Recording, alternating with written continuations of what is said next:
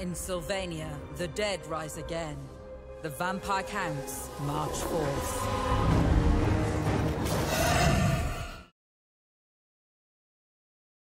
Hello and welcome to another Total War Warhammer guide. Today we are looking at the brand new units for the Grim and the Grave DLC. And first off, we're going to start with one of the legendary heroes, and that's Helman Ghorst. Now, there's a lot of lore around Manfred and all these Vlad and all those other characters, but there's not too much on Helman Ghorst. So I'm just going to give you, because it's really interesting, let me take a second, stay a while and listen. Right, this is the deal with Helman Ghorst.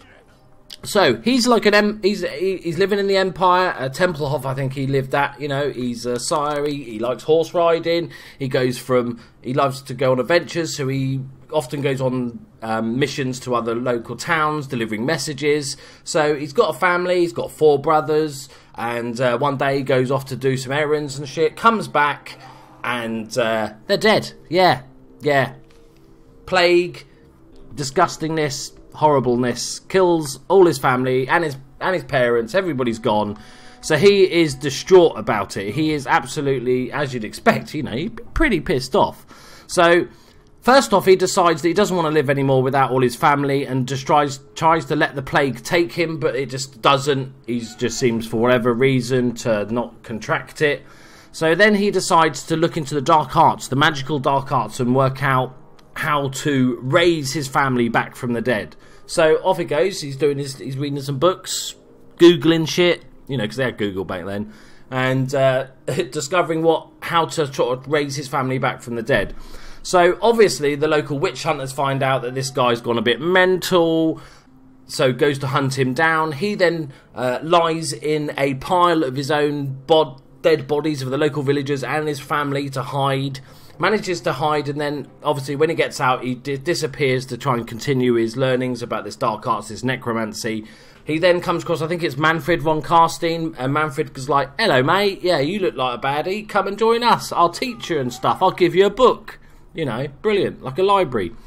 So then decides that he fully joins the bad side. He's horrible, and then he decides, I need a new mode of transport. What am I going to do? I know, I'm going to reanimate my 4 dead brothers to pull my cart.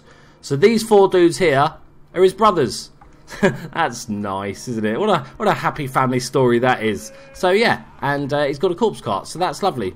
Brilliant. Right, so let's talk about his stats wise. I just thought I'd share that with you. I thought it was really fascinating, and there's not too much info about him. So he is a wizard, he's a necromancer, he's a spellcaster, he's got regeneration, allows the unit to heal while in battle. Fire is known to harm this healing, so like with any regeneration like the trolls have and stuff like that, flaming attacks will cause more damage to units with regeneration. Always bear that in mind when you're fighting. And he's got a magical aura, which we'll go through shortly.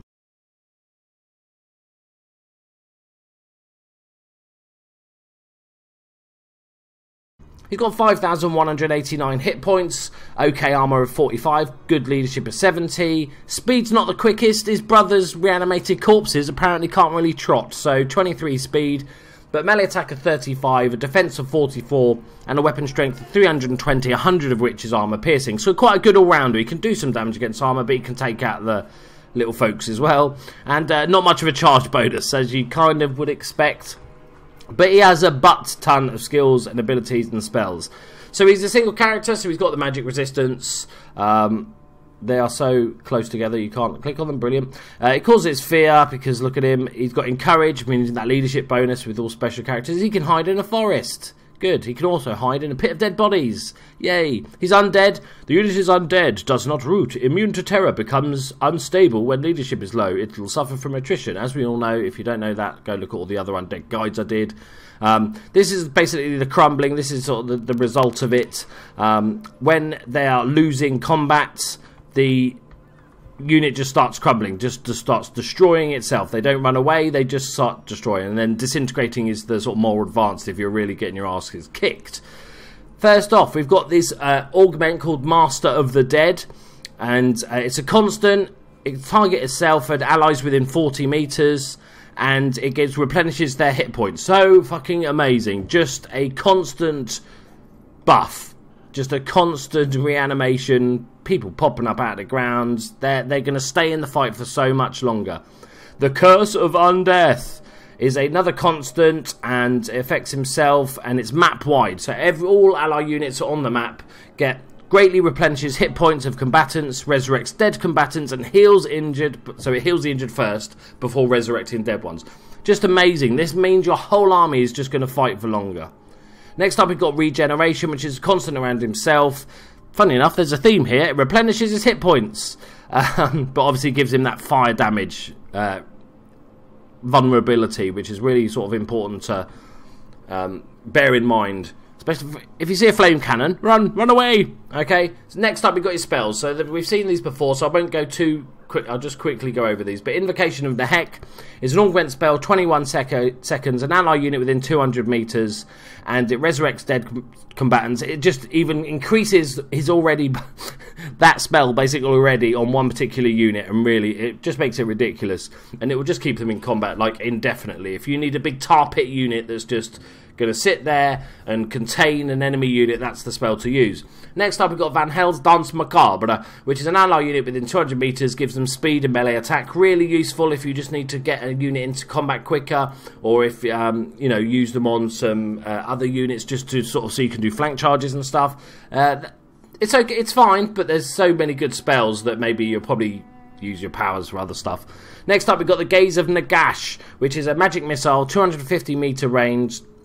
And it causes magical damage, which is always good to know, because there are a few units that have that that you need to know that the magical damage does affect them. Good from a high angle. Strong versus single combatants. Good against large combatants. So it's great for like giants, heroes, even small units of elite sort of monstrous cavalry, that sort of thing. Really, really good. Next up, we've got Curse of Years, which is a debuff. You can cast it on the ground or an enemy unit, and it affects enemies within 45 meters. So quite a nice area. And it gives them minus attack, melee attack, minus speed, and plus 15 ability recharge. The ability is okay for like heroes and stuff, but mainly you're using it for that. The big one is the attack, really. Minus 34 attack is huge. Next up, we've got the Wind of Death. I like type, wind. Yeah, good. Duration 8 seconds. Cast on the ground. It causes magical damage. It floats about. It's a wind. You know what wind does. I don't have to explain wind. It blows like that. Yeah. And does a bit of damage, but it disrupts enemy lines. But it's not very good against like highly armored special characters and stuff like that. It's good for basic units. Goblins, yeah. Wind is great against goblins. Awaken from the Grave. This is a lovely spell. Augment spell, 19 seconds. It's very, very short range. So you just cast it right basically next to you. You can't use it if your army is full because it creates a brand new unit of Grave Guards, which Grave Guards are great in themselves. They're actually a decent fighty unit. So it's very short range. It's really good if you just need to bolster one side of the line, or you need a bodyguard for Helman himself. And finally, you've got the Undead Resurgent, which is a cast augment in an area, duration of 15 seconds. You cast it on yourself and then its allies within the area, plus melee defense and plus leadership. Bit of defense is always good, especially when you're talking about these TIE units. So let's talk about how you'd use them in battle. Who am I fucking fighting? I can't even remember how this is set up, this little custom game. Oh, they're over there. Let's watch his little brothers chug along. What a job, eh? No wonder they got their heads lowered. They're like, for fuck's sake, mate, come on, Helman. Couldn't you have made us like, a bit more powerful rather than basically making us into horses? No, apparently not. You're just dragging him around. So let's speed this up a little bit. So, obviously, the single big thing to take from this guy is that he regenerates your units. He replenishes your units. There's other spells, like, you know, that he's got the magic missiles and stuff, but that's how you need to think of him. He's got those buffs that are constant around himself, but he needs to be close to the battle. So it's pretty simple how you'd use this guy. Basically, he's not the fightiest character. You don't want to just lunge him in. He's a wizard at the end of the day, and mostly, you know, most of the time. Where the fuck? Why did you have to go all the way over there, you little bastards? So most of the time with wizards, you would keep them safe. They're not very good fighty. So this is the same thing with him. I'd have him behind your main battle force, whether that's Graveguard, whether that's ghouls, whether that's skeletons, zombies, whatever you want to use as your main battle force. Have him behind it, using all those constant buffs that will just keep them in the fight for longer, because that's how zombies win. It's a battle, or zombies, undead win. It's a massive battle of attrition.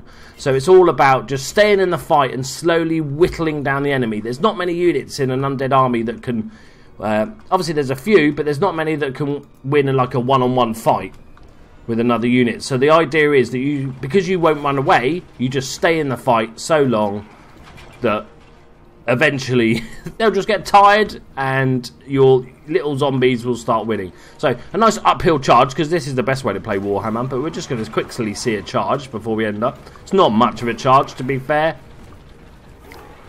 They're kind of ignoring him at the moment. We got it. Oh, what a charge! It's cataclysmic. So as you'll see, especially with the hero coming in from the side there, we can use some spells, but it's more just to sort of see the hang on, pause it and say, whoa, Betty. I probably should have like raised the unit or something, but it was more to do with talking about his abilities and how you actually use them. Will we have time to use this before we die? Right, quickly and quickly. There we go, here we go. Obviously, it's a very powerful spell, and it uses 18 power, so it does take a chunk of change for the old... you're not going to be doing much else for a while, but Graveguard are a great unit. There we go. This will also protect my guys' flanks from those charges, but obviously they're still going to lose at some stage. Like I said, don't use him. Do as I say, not as I do. This was just to see the terrific charge of Helman Ghorst. There you go, guys. I hope you enjoyed this mini little guide. Please check out my other guides. I'm doing all the units from the DLC, and then I've already done all the units from the rest of the game. So if you enjoyed the video, hit the like button, subscribe if you're new. Tell me what you think of Helman Ghorst. Which of your legendary heroes is your favourite? I'm going to go through them all, but let me know. Thank you very much for joining me, guys. See you in the next one. Bye bye.